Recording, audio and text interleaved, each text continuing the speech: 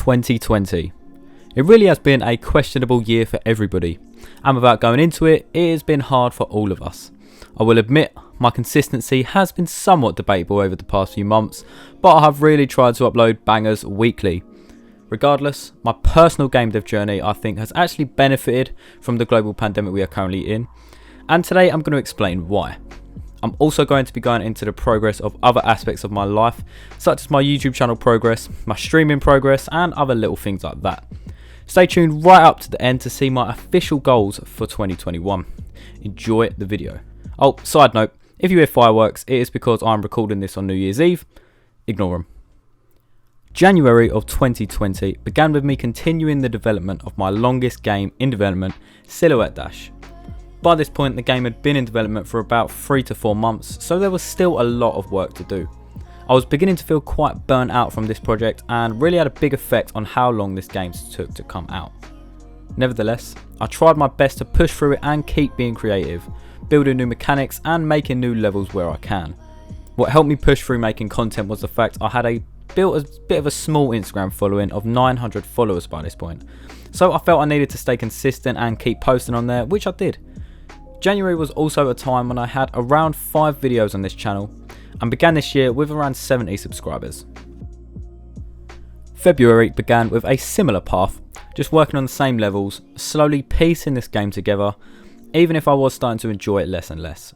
I had taken a little break from posting on social media and didn't really know what to do with myself. To try and combat this, I began to look at a new game engine, that being Unreal Engine. I wanted to refresh my mind with a 3D game for once, and just have a few experiments to try and get my brain working. I put together this small little scene, a third person project that ended up being pretty cool. I posted a little clip of it on Instagram and it blew up quite a bit more than any of my previous videos. It had around 4,000 views and over 30 comments, so I've posted more of these videos for a while and tried my luck with Unreal a bit more, making more 3D prototypes and posting them on Instagram. YouTube was currently in the bin. I hadn't posted since January and I was at around 90 subscribers. March came around and this tiny little virus that had been spreading declared England into a national emergency. The coronavirus is the biggest threat this country has faced for decades, and this country is not alone. All over the world we're seeing the devastating impact of this invisible killer. From this evening, I must give the British people a very simple instruction. You must stay at home. A lockdown was announced and everybody had to stay at home. I was at college at the time and I was no longer able to go in. As horrible as this was at the time for the world, I was completely fine with staying at home and found this as an opportunity to love working on games again, as you will again see. This new lockdown gave me much more time to hone in on Unreal Engine, and I was making prototypes, models and different shaders, and I was loving it. The same can be said for April. I continued with the Unreal Engine development, but every concept I made I left. I didn't stick with any of them and they just didn't feel good enough. When May came around, I had to go back to Unity and make a game for a college assignment. It was a really simple game, but it was easy and quick, and that's all I really wanted to do. I then had a random idea for a game that was inspired by an old WarioWare game. If you've been here at the channel for a while, you may know what I'm talking about. Basically, you had to balance a broom on this hand for as long as possible. It was very simple, but I had this urge to recreate it. So my plan was to try and recreate the game in 1 week. I was actually successful at this and managed to fully make this game in 1 week. This is something I never would have been able to do if I wasn't stuck inside, so in that regard I'm kind of grateful for the lockdown. This managed to sort of awaken my love for game dev again, and I got a chance to go back to Silhouette Dash and start pushing for a release date. I had started posting more videos on YouTube and was at around 150 subscribers, posting another video based around this game challenge I completed. During the sunny month of June, I decided to attempt to port my game to Android, and as we were still in lockdown, I had a lot of time on my hands to do this. And sure enough, on June the 11th it was officially released and is still available to download on Android phones now. This was something I was very happy with, as I developed something on a brand new platform and it felt like the start of something big in the future. It was no longer something that was daunting. The rest of June saw me continuing development of Silhouette Dash. As my experience improved, it was these months I could go back to earlier stages of the development process and improve aspects of it.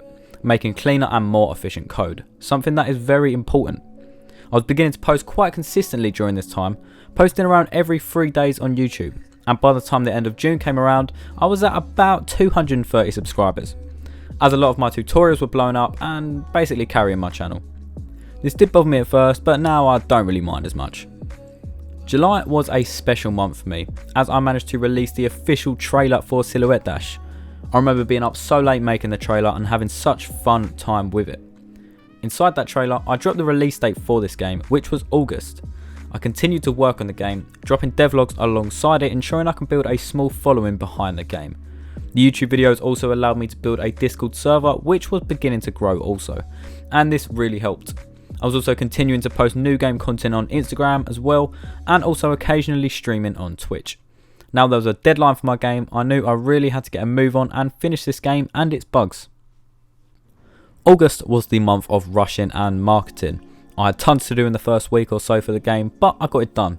And by the time release day came around, I could focus on promotion of the game. I even made a TikTok account, everything like that.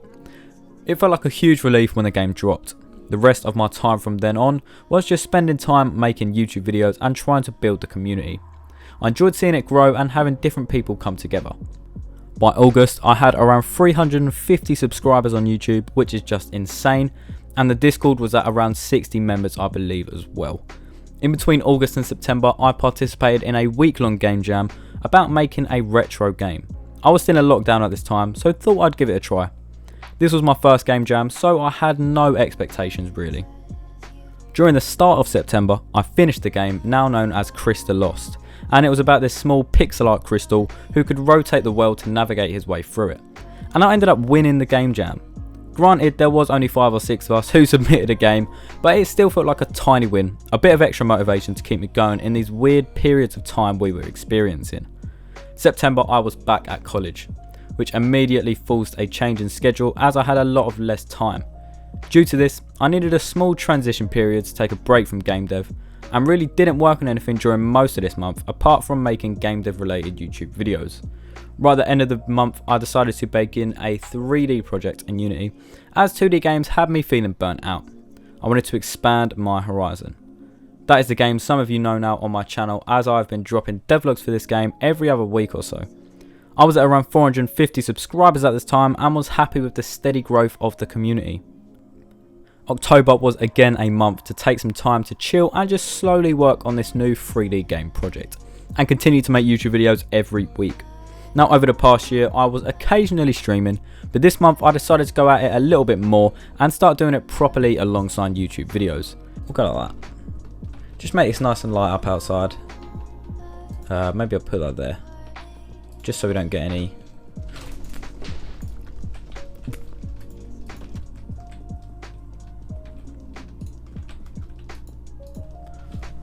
What?